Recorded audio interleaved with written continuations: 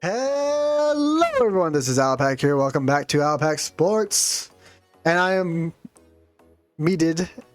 invited, joined by a certain someone. Say hello. Hey everybody, how you doing? I'm ATK. Nice to meet everybody. Welcome ATK. We are today going to be discussing everything Gators, with the outlook on the Gators and all that. We're also going to be doing picks and a lot of other stuff we're going to chat about today. So you ready for it? I'm ready for it, man. I'm ready for it. I'm ready for football season. Just needs to get here. Let's go. Oh, true. It's like we only got like a week or two left, right? Yeah, basically. I mean, we're at the 13th right now, and first game is week 0, so not even a full week away at this point.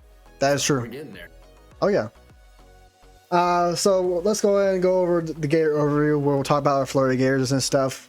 The outlook on the Gators this year, do you have a opinion on that? How do you feel about the outlook on the Gators? So let me ask you, I guess I'm gonna ask a question to your question. So Okay. Are you referring to like with Lagway or without Lagway? Because I have two different scenarios with two different outcomes. We'll go with Lagway first because Okay. there's a chance he can be there whole season. There's a possibility. Gotcha. So with Lagway, I'd say 9-3. I think that's 9-3, maybe 10-2. Got still some roadblocks. Still, unfortunately, and a lot of Gator fans are going to give me gripe about it, and it's okay. And that's what the comment section is for. Give me your opinion. I think with Napier still not fully committing to an offensive coordinator.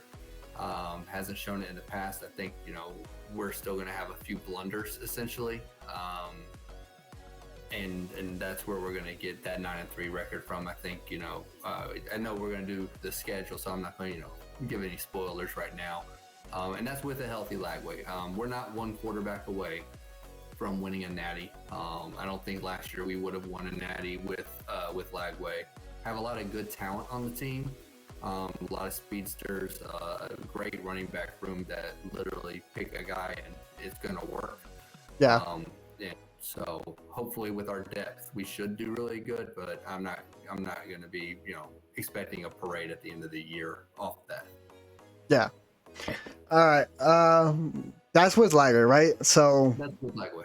Without Lagway, how you feel will fare if what happens is if Lagway goes down week 3 against LSU, they must have hurt him.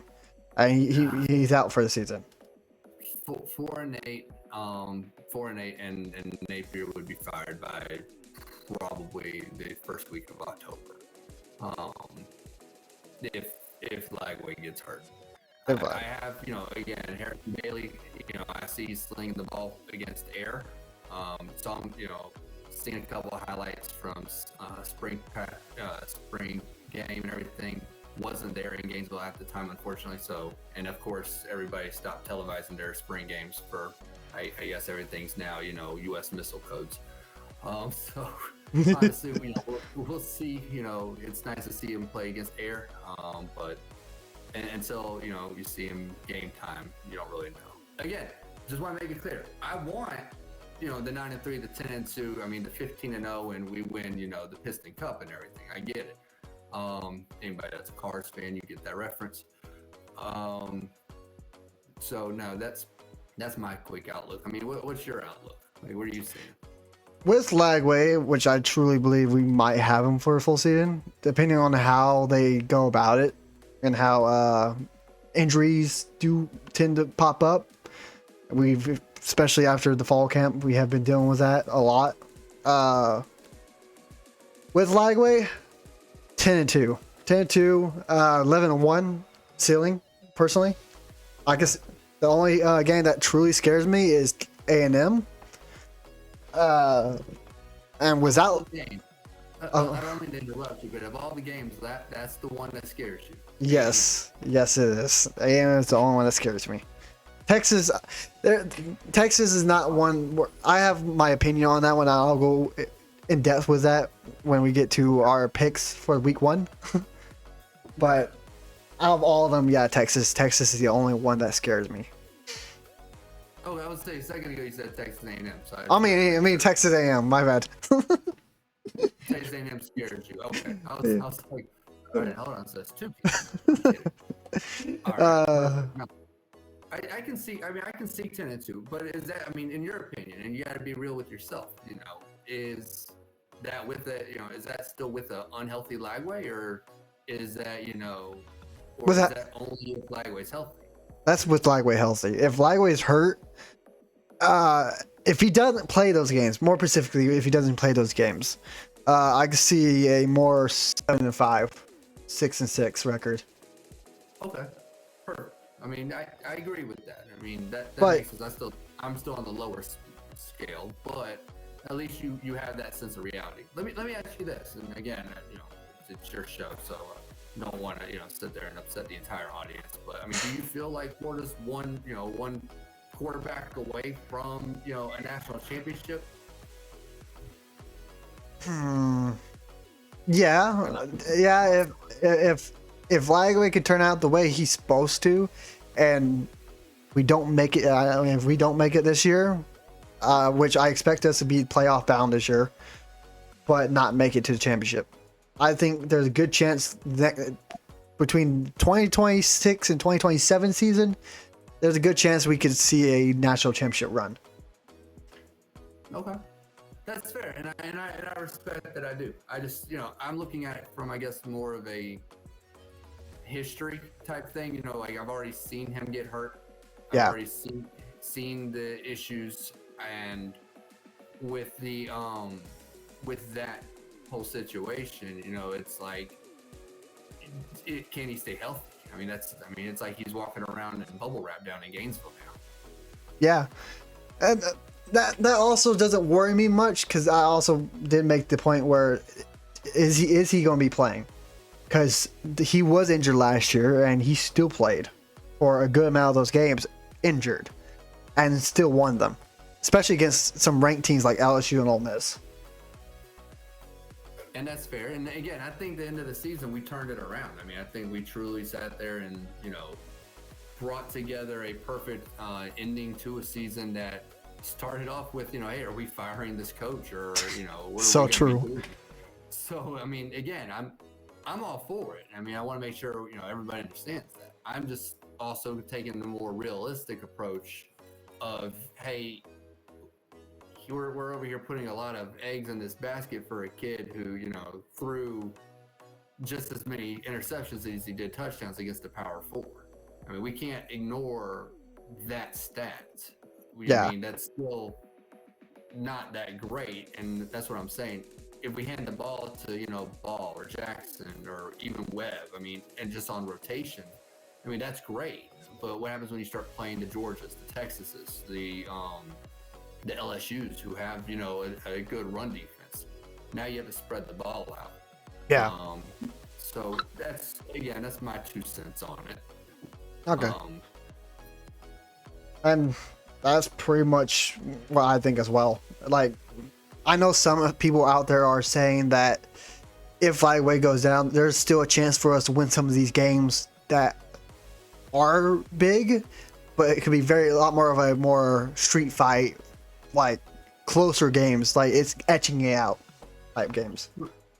Exactly. Because of the running back room we have and the offensive line we should be having. Exactly. Now, on the flip side, going back to the 10-2 world, where Lagway, again, as much as Gator fans, myself included, want this kid to do any and everything under the sun, he doesn't play linebacker. He's not he's not Travis Hunter. So the defensive side, which has nothing to do with Lagway, that depth, that rotation that we have on all aspects is absolutely unreal. And it's a young team, so we have this, we have a huge plethora of sophomores and freshmen that had just come in that are still, fighting for starting roles and such. I mean, I think we're going to be able to dive in and do really well, and be able to keep that same consistency. You look at the depth chart. I mean, our defensive line. I mean, we have 2 starting sets. I mean, we have like the defensive tackle, the 2 defensive tackles, defensive ends, defensive end. I mean, that's 8 of them right there that literally you can just put them on rotation all game long. Right. And I'm gonna speak out the other side of my mouth though. The problem is rotations and everything have not been the best over the last couple years as well. That is true. Halfway through the season, and where we start seeing that, okay, these guys are starting to get hurt. What's going on? Can we actually rotate them properly this year? Like, is that going to be something where, again, need Billy to make the right decisions on how much playing time are these guys getting? Agreed.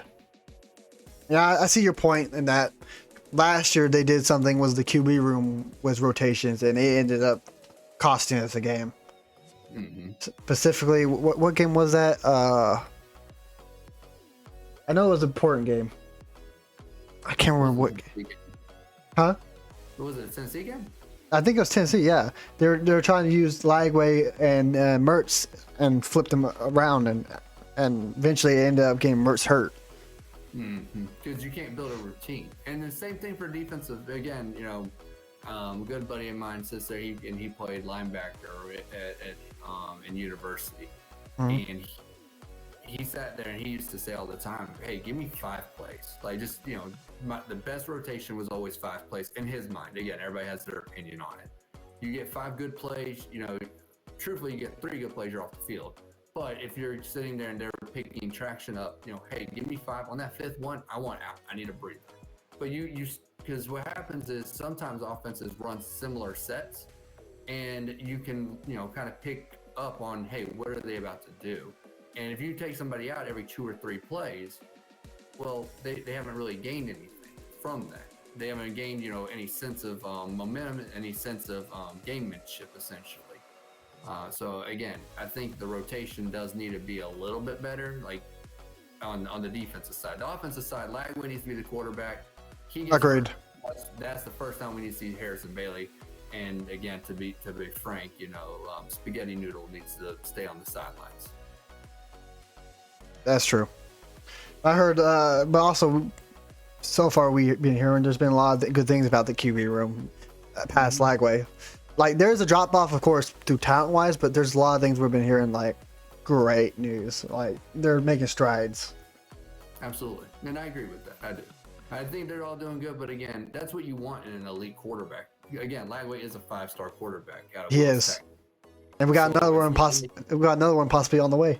Right. And so, I mean, I don't want my quarterback who's a 5-star competing with a 3-star and it's a nail biter. Yeah. I don't want that. So, I mean, it's good that there's a drop off, but you also don't want a significant drop off from QB2 to QB3 to QB4. So it sounds like the 3 of those are all in their same little pod, their same little, I guess, QB island, essentially, of talent. And then Lagway's, on the boat on the way to the mainland, which is exactly what you're wanting. Yeah, agreed. Are there any other position rooms you were excited for this year? From the Gators? The receiving room. Dallas Wilson, Eugene Wilson, all of them. Can I just click the little button that says all the above? Yeah. I mean, every single person is absolutely phenomenal. I mean, speed, again, now, they catch it, and again, they're catching on air, so I want to make sure we're all on the same page. We're everybody's seeing the videos that's coming out of practice and everything, Aiden Mizell, running a 4.3 and basically burning the air. That's great. Yeah. Can we do it in a game? Can we see and, really, while running, know when that cornerback or that safety's over top and when they flip their hips, so when to make that in route or out route. Or, hey, let me do a stop and go. As soon as that safety or the cornerback, whoever's on them, sits there and makes that stop. Do I know, okay, he's stopped to the fullest stop position as he's going to make it? Because they're not going to, go flat-footed. They're going to sit there, they're going to run up to do it, and then they have to, recover and catch you. So are we reading that route well enough? And it's the mind games, it's studying how far, do you need to, or how long do you need to be, is it chop chop and then go again? Or is it like, chop chop, I'm watching his hips, seeing when his hips are gonna, drop low enough to where he thinks the ball really is coming to me, and then I'm gonna burn him over top with my, elite speed. I mean, Dallas Wilson can do it, Eugene Wilson can do it, Ada Mizell, Hawkins is absolutely just a freaking beast, both physically and speed wise. I mean, oh yeah, he looked like a beast. And I'll tell you, I mean, again, a buddy of mine said it, so I'm not going to take credit for it, but I am going to regurgitate it. The best thing we can do is play a vanilla folder type game against LIU and USF. Come out against LSU just in a 5-wide set, and literally have Ball in the slot. I'm going to use him as the example right there because Ball has some speed. Put Ball in the slot, and then have Hawkins, Wilson to the right of that. On the other side, have the other Wilson right there, and then put Mizell next to him on the outside. Just 5-wide set and just everybody on a go route. Oh yeah, I can definitely see that happening if Billy is able to do it. and that's the thing, if Billy's willing to do it. And yes. If it lands, we get the ball, let's just say let's say for whatever reason, because LSU is going to sit there. They have speed on defense. Let's not sit there and act like they're not a great program. However, the offensive line is questionable though. Well, we're talking about defensive line right now and defensive cornerbacks. True. So if they sit there and they're not going to have enough speed on their defensive core though. Like as far as their skill set, the cornerbacks, cornerbacks, linebackers, safeties. They're not that fast, and they're not going to know who needs to go where because those are all trap guys. Yeah. And what's really crazy about it is that works. Do it again next time you get the ball, and just and why not? Again, I know the world's not Xbox, but at the same time, if it works, it works. Yeah, exactly. Yeah. So who cares? Who cares? If it ain't broke, don't fix it. Remember, Dan Mullen did it once. Yeah, again, and don't get me started with that, please. I can go on for hours about that man and how he left us, but I don't want to today. We'll leave that to some other time. But no, that's the wide receiver core. It's kind of like remember I was saying the defensive line where we just have guys on rotation. Yeah. In my opinion, and again, it's strictly that, everybody has one, everybody's entitled to it. Leave yours below, down there. Yes, please comment below if you have any opinions you want to express. And hit that like button too. Shameless plug. Yeah, just a little shameless plug, hit subscribe, I'm hopefully coming back or whatnot, as long as Alapac allows me to. Always welcome. Appreciate that. In all seriousness, though, it's basically a pick. Kind of like the defensive line was when I was explaining that. It's the receiver room is literally, hey, I want to have Mizell, Wilson. Let's just put those three out. Okay, great. All those guys run a sub 4.40, and they're all great route runners. Yeah. Okay, so that's great. Those cornerbacks that are the first string cornerbacks are going to go up against that elite speed. Cool. Round 2, here we go. Owen Hawkins, the kid from Penn State. I can't ever pronounce his name. I think it's like Stradaberger. That's what I call him. At least I know that's not how you say it. And then who did I not say? Hawkins. Yeah. So, yeah, Hawkins. So you have a rotation right there. Not to mention the young guys that are coming in as well. Oh yeah. That have speed. So again, it's gonna be really fun to watch the offense if we do it the right way. That's the biggest part. And I'm gonna say it as nicely as I can because again, I know Napier's not watching the show yet. So if you sit there and you have the passing game going, well, you have a running game. Every single film that you watch of Napier his last 2 years at Louisiana is a run first and then it opens up the passing game. Well, we have that running back room that he's looking to have. where he can run. Oh, by the way, I can bomb the ball down the field too. Yeah. So imagine us wearing out defenses over and over again.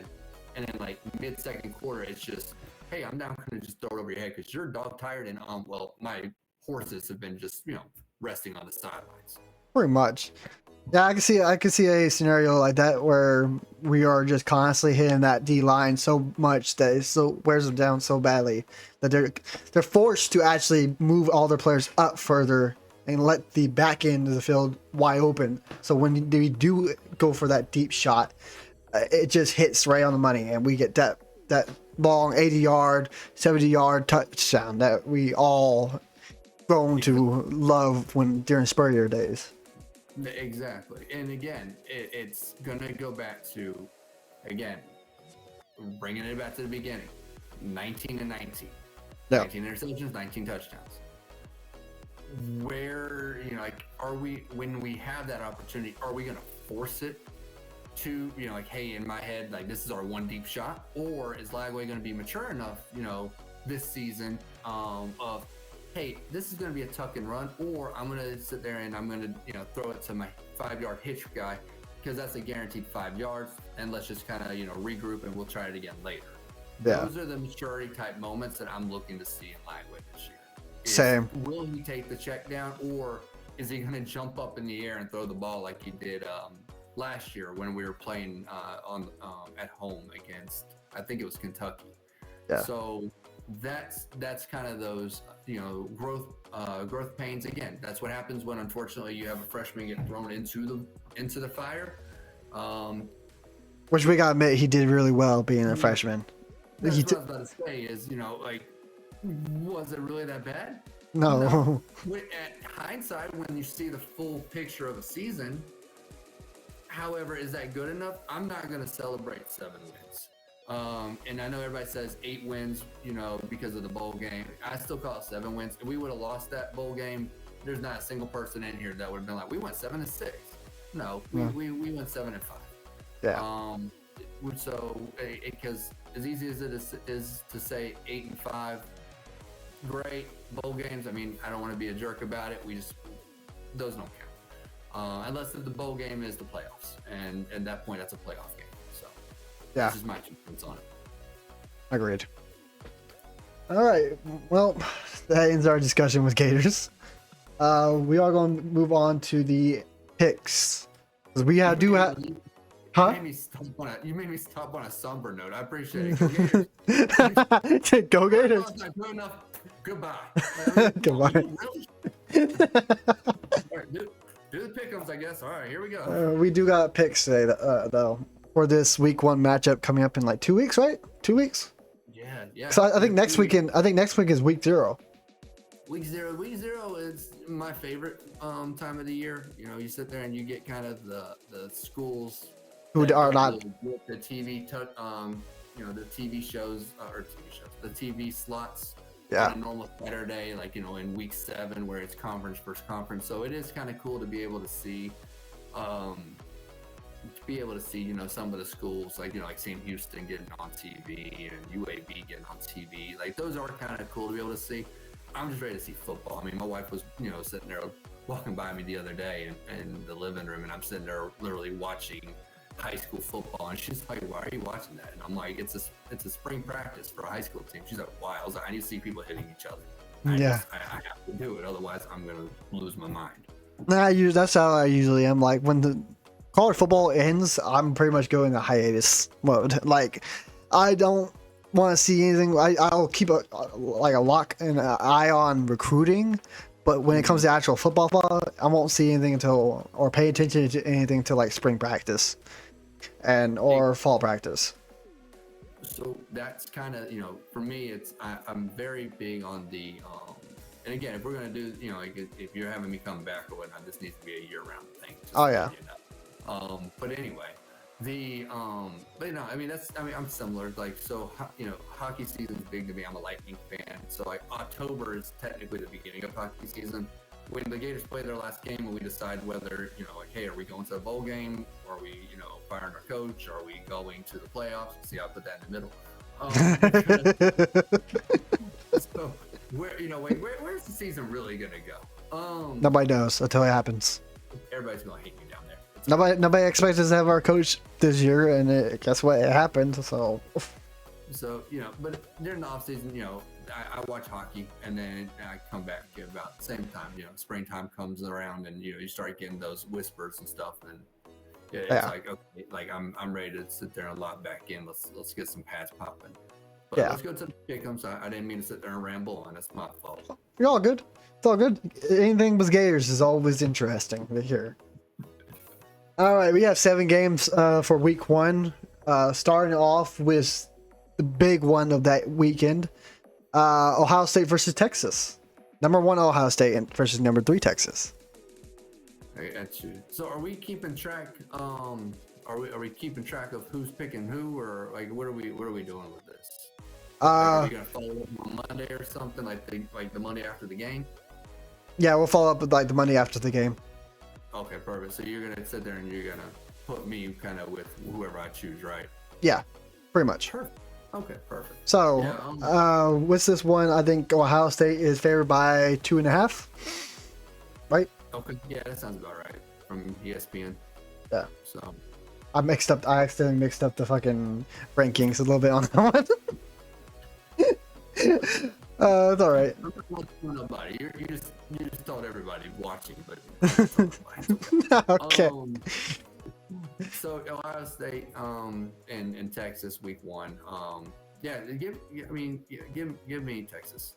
I think that a lot of people sit there and are overhyping. I'm gonna use your terminology, that are overhyping Arch Manning and everything like that. I think he's accurately hyped. He's a decent quarterback. He has a plethora of knowledge that's just given to him since he was young. He has Peyton Manning. He has Eli Manning as 2 uncles that both have Super Bowl rings, had great college careers.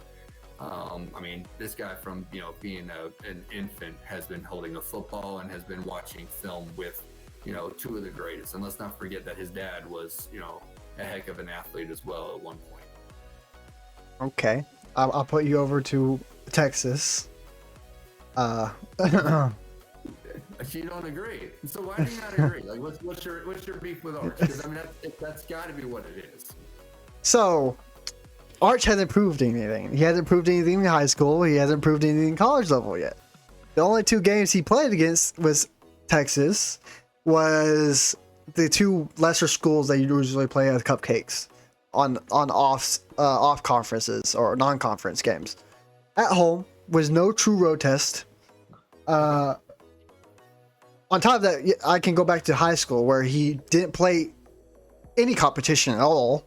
He wasn't at a very high school league like the D6s and stuff, like Lagaway was. And he didn't go to a state championship with his team either. So the overall hype going around Arch is only based off the name alone. Yeah, I get the point where, yes, Arch may be trained by his uncles, but training by them can only take you so far. You gotta use your natural strengths and your natural born talent you possess, and I just don't see that in him. He hasn't proven anything yet. The only time I'll believe in the hype for Arch would be if he goes into that Ohio State game and just bullies them. I ain't gonna lie, just straight up bullies them. Does, like, let's say 5-10 yards for, not 5-10 attempts on rushing for like 20 plus yards and like 3 or 4 touchdowns. I could definitely see it like that, and that would buy me into his hype. But right now, I don't buy into his hype. I think he will fold in his very first true road game in a stadium that's been notorious of breaking down teams. The last Orange team that went up there with the initials UT did get obliterated. So I guess I will give you that. Yeah, Tennessee. I hate them. I guess the only, I know we got other pick'ems and stuff, but I'm intrigued. So I mean, you've sparked my interest. So the issue with Arch is he hasn't proven anything. Who was the quarterback, real quick, for Texas last year? 20 euros. Okay, I got you. And what was Texas ranked last year? I think number 2. Let me do it. Yeah, so number 2, right? Yeah. Did Texas make the playoffs last year? Yes, but Arch didn't play. So correct, because they were led by Queen Ewers. So let in a different way. Tremel Jones. He's behind Lagway, somewhere on the depth chart. Freshman. Lagway sits there and he goes through. This year we get to the playoffs. Next year we get to the playoffs. Yeah. It's Tremel Jones' time. Tremel Jones isn't that good because he hasn't proven anything, because all he does is clean up duty during blowouts against bad competition. Yeah, he hasn't proven nothing. Correct. But I'm just saying, some things that people don't realize about a good team like Texas is the fact that they recruit really well, meaning all it is, hey, here's the keys to the Corvette. Good luck. Don't crash it. Wish you the best. So that's kind of the point that I have behind it is he hasn't proven anything because he hasn't had to yet. This is going to be where either he's going to fall on his face like you're saying, which no, he's not, or he's going to come out and if they do lose, how well of a game did he play in itself? Was it a defensive issue where Texas defense just couldn't stop the offense of Ohio State? I don't think that's going to be the case. Ohio State lost a lot of talent. However, it's going to be a really cool game, and I can't wait to see. We're already 1 in, and obviously we're it's going well. What's the next one on the list? Let's just go. Come on. Team South Carolina versus Virginia Tech. Okay, first of all, I live in Columbia, but that doesn't make it my team. But let's just be clear on that. I don't know where the shade came from. I'm sorry I picked on you about the arch cake, but you were wrong, sir. Hold on. Anyway, me. Threw me off there, bud. Gotta keep you on your toes. It's like, hey man, here's your niece. Yeah. No, so South Carolina. I mean, give me Carolina, give me the Cox. I've said it off camera to you multiple times. I think it's gonna be either South Carolina and Texas, or South Carolina and Georgia in the SEC championship this year. Yep, I agree with you. They have Harbor, they have Faison, they have Lenore Sellers, who's absolutely elite. They're returning, a lot on the defense. Not everybody. I mean, a lot of people. I believe Dylan Stort's coming back, if I remember correctly. I mean, he was a huge player on that defensive line. Loud voice, everybody loves him. So I mean, again, that's a team that we definitely sit there and should be on the radar. Thank God the Gators don't play this year. Allo, I'm not going to forget the fact you just threw shade at me like my first time on platform. You gotta have to get used to it, my man. Just throw shade immediately. I'm logging off. Goodbye. I agree with you. I think South Carolina, I choose South Carolina in this. They are really good. They got a really good QB who can be one of the best QBs in the nation alongside Lagway.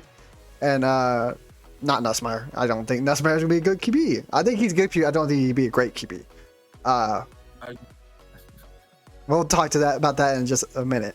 But I think they have a really good team, really good wide receivers with Harbor.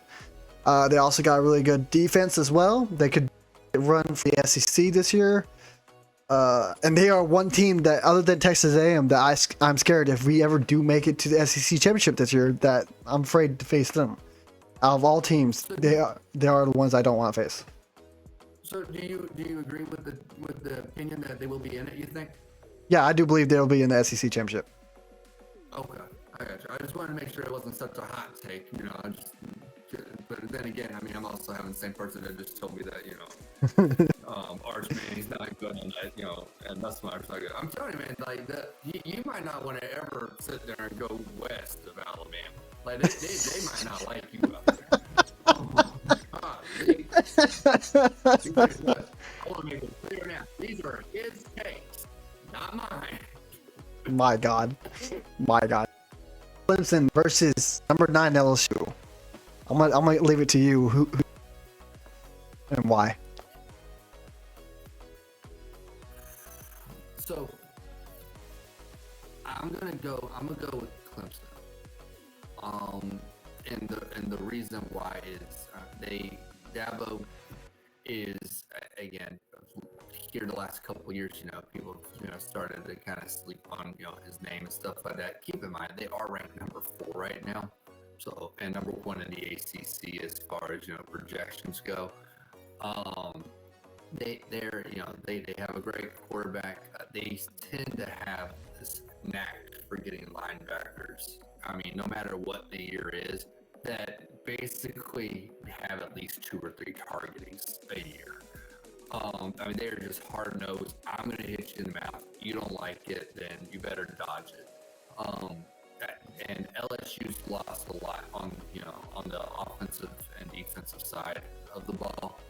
I do not agree with your Nussmeier take. I'll be honest with you for that. But I do, I do think that. All right, so I think that Nussmeier's, a really good quarterback. I do not agree with your take on the fact that he doesn't know what he's doing or that he's overhyped as well. I really do wish you the best if you ever go west of Alabama. God would not help us if you ever say anything negative about Ty Simpson. I mean, you might not be able to go west of Tennessee. As far as them, I mean, again, Clemson has the defense. They have the offense that can, put forth the showmanship of a game. So give me the Tigers and the fake Death Valley, and we'll sit there and see how that chalks up after week 1. All right. Well, I'm in agreement with you personally because I believe Clemson is my favorite to win the national championship this year. And in order to win the national championship, they got to get through LSU. And I do believe Nussmeier is overrated or overhyped as well. I do think he's going to be a good QB, but not a great QB. The fact is that his offensive line is mediocre at best. They did give up a lot of sacks last year, especially to us. And I feel like that a lot of teams are going to exploit that and get to him and rattle him real early in the season. And that might just shoot his confidence. Like we might lose his confidence altogether. Especially when it comes, if they do end up losing this game against Clemson, it will have a cascade effect into our game with them. And I do believe if we win our game against them, that's going to pretty much shut out their whole season altogether. I don't think they'll come back from that at all. I agree with that. I mean, if they take a loss to, so the Gator and me, again, you're asking me who I think is going to win. Obviously, I think Clemson's going to win. I just gave my, couple minutes to spill and, all of that good stuff. The Gator in me wants LSU to win that game. And here's why. I want them to win it. That way they feel like, okay, I just went into a hostile environment, and we're in Baton Rouge. We're in hell, essentially in week 3. I would love nothing more than to have an overhyped, over electric, over excited crowd to witness Florida come out and just absolutely beat the mess out of them. Also, that helps us being number 9 only is going to push LSU back. So again, I hope LSU wins. You're asking me who I think is going to win. So off of keeping it honest and fair, I point that out to you.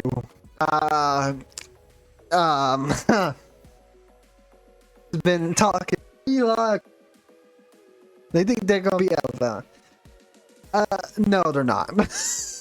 I'm sorry to crash on the parade, but no. Alabama by 50 in this game. It's gonna look like Alabama of old. You can see Alabama just dog walking them all across that field this year.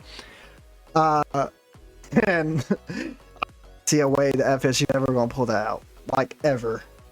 They just went 2-10 around. Think Bama is ridiculous and based on absolutely nothing. So, Bama, all the way for me. How about you? I got so my choice is basically, the last team to beat Florida in the SEC championship, and we see how it's been since then, or literally, Florida's punching back. So I love this. So I'm gonna take Bama to kind of speak on it a little bit. I hope Florida State knows what they're doing. I believe it was 2016. A player from Vanderbilt said, this is Vandy football, and Alabama, you're next. That loudmouth that FSU has is about to learn, 56-3 or 56-0 really hurts like it did Vandy back in 2016. So yeah, this is going to be a blast to sit there and watch a bloodbath. And I will have my barbecue for what we're about to witness. And any of you FSU fans out there, Nephew, it's okay. Call him FSU.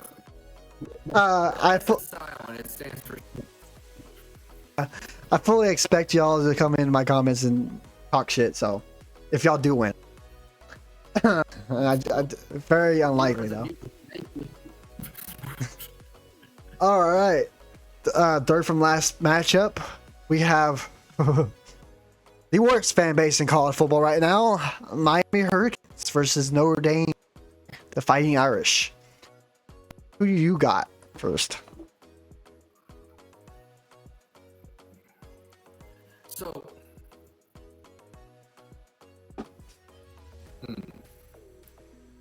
Marcus Freeman had a great year last year. Obviously, you see how far they went.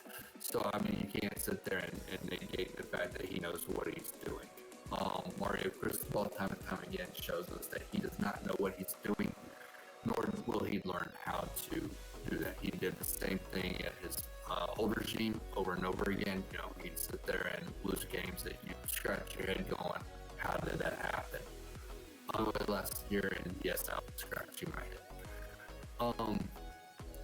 The best thing that I can say about Miami is that they have not fallen off the face of the United States yet. They suck. I hate to say it. I mean, they brought in back, they're paying back. They're going to sit there and they're going to have a season where literally there's a picture that, again, you can Google it. You can find it anywhere. There's with one player going up to catch the ball like this, with 1, 2, 3 defenders around him, and the guy makes the catch.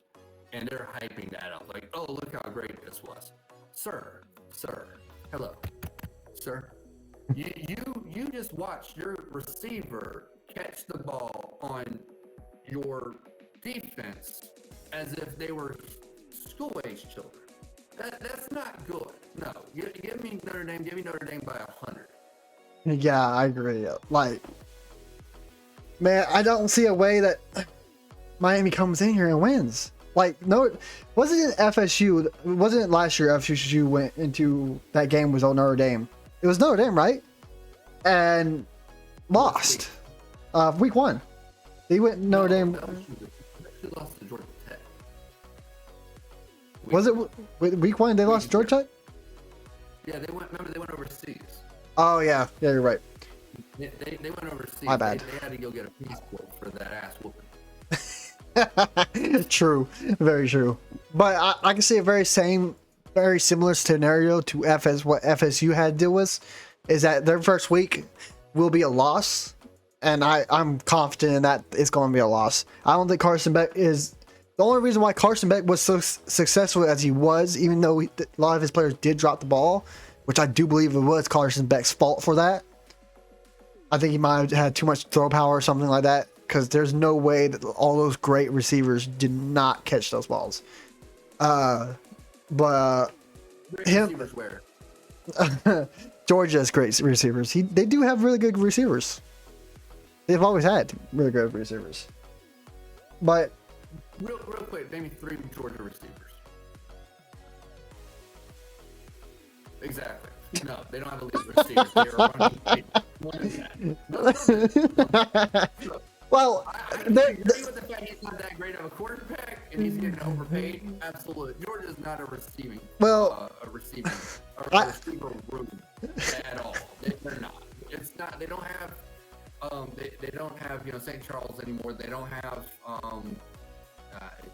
Again, there's so few of them. It's hard to name them. They don't have Brock Bowers. They don't. I mean, the little white dude, McConkey or whatever. They don't have him. I mean, George. Again, I know George is not right now, but I just want to point out Beck's not an elite quarterback, and he got hurt last year, and that is unfortunate for him. I really feel like we're about to see how drastic of a change it's going to be for him going to the ACC. Yeah. And everybody's look how easy it's going to be for him. He's coming from the SEC. This is about to be hilarious. In my opinion, again, it might be a mistake, and we might be week 5, and I'm going, hey man, he might be winning the Heisman. You never know. But my quick observation, though, I think he's overpaid, and again, like I said, Notre Dame by him. Yeah, well, the reason why I went to Georgia's wide receivers is because there's a stark contrast between Georgia's wide receivers to Miami wide receivers. Georgia's wide receivers are like a bunch of 4 stars and stuff, and higher end talent. And when you go to Miami, there's more like 3 stars, 3-star, lower end, 4 stars. And so the talent level between Miami and Georgia is so vastly different that if he doesn't make it, if he doesn't get catches or receptions, or people who can't catch the ball with Miami, there's gonna be a big problem for Miami this year. I agree. I see what you're saying. I agree with that. That's fair. That's fair. And I do believe Notre Dame. And like I said, I do believe Notre Dame's gonna go in there and wax their ass. Just no cap. Way to keep it PG. Love it. All right. It's a family show, Alan. It's a family show. All right. Let me put you over here. Let me put me over here at Notre Dame. Surprisingly, ever since that Texas and Oklahoma game, not Oklahoma, Texas Ohio State game, we've been pretty even. Ain't gonna lie. We both been pretty much choosing the same team. Pretty much. All right. It takes 2 to a light bulb, so it is what it is. All right. As we get closer, I'm excited to watch. We'll do like the week of, and if we want to change our answers, we'll change our answers. I'm fairly confident you'll change your answer with the Arch Manning. No, okay. No. No. Just tell me anytime you decide to go out west, and I will make sure that I have proper arrangements for your funeral. They are not gonna like you. I live in the state of Texas, okay? Bro, like, what? Oh, I wouldn't do that on the internet, especially after you got done, talking bad about their holy chief. No, I've talked to a few Texas fans, and they're agreeing that they don't think Arch is that. But okay. That's I may be wrong. Yeah. My opinion, God help you.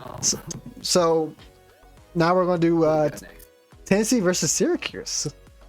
The Battle of the Orange. Legit Battle of the Orange. So we have orange pen. We have number 24, ranked 24 Tennessee, which personally, I think they really disrespected Tennessee was that ranked, since they did go to the playoffs last year. But also see where it coming from. But number 24 Tennessee versus unranked Syracuse. Who you got? The Gator me wants to troll so bad right now. But I also know what it's like to lose a quarterback to the transfer portal. I know what it's like to sit there and lose a linebacker to a transfer portal that you expected to come back, a running back that I believe went pro just to avoid other year at Rocky Flop. But I've never experienced it all in the same exact year, so that's absolutely wild. Give me Syracuse. I think Tennessee's lost too much. I don't have any faith in their new quarterback and their running back room. I don't have faith in their defense. I mean, they couldn't stop a nosebleed last year, and I really do think that here in the Florida, we're firing Napier tonight routine. I mean, we even sat there, went to overtime with them. And I believe that was it. Yeah, it was the Nealon last year. So there, I mean, no, give me the Qs, give me the orange men, give me the little bouncy ball looking dude that is way misproportioned. I mean, you could line up both. What I wish would have happened is, they would have flipped the ACC SEC matchup, and I mean that. I wish it would have, but I would have loved to have watched a team that's basically deteriorating before our eyes versus the epitome of hell that Florida State's done. So I think if you have the time, I would like to discuss that. If we don't have the time, I mean, we can discuss it at another time as far as the 9-game, conference schedule. We can discuss it next week. About the same time, Wednesday, right? Yeah, Wednesday. Today's Tuesday. Wednesday. Yeah, Wednesday. Wednesday. Today's Wednesday, right? Look, I mean, I just had a baby. Look, I just had a baby. Every day's blending together. I'm up. It's late. I'm not sleeping. I'm doing the show. First time doing this with you, so thank you again. But no, Wednesday. We'll do this again Wednesday, and I guess it'll get posted on Thursday. And then we'll do that Monday thing that we were talking about for the next thing. That works for me. So you just let me know. Works for it. All right, now, let's end this off with a bang. I hope you. It's been Alp and ATK signing off. We'll see y'all next time. Bye.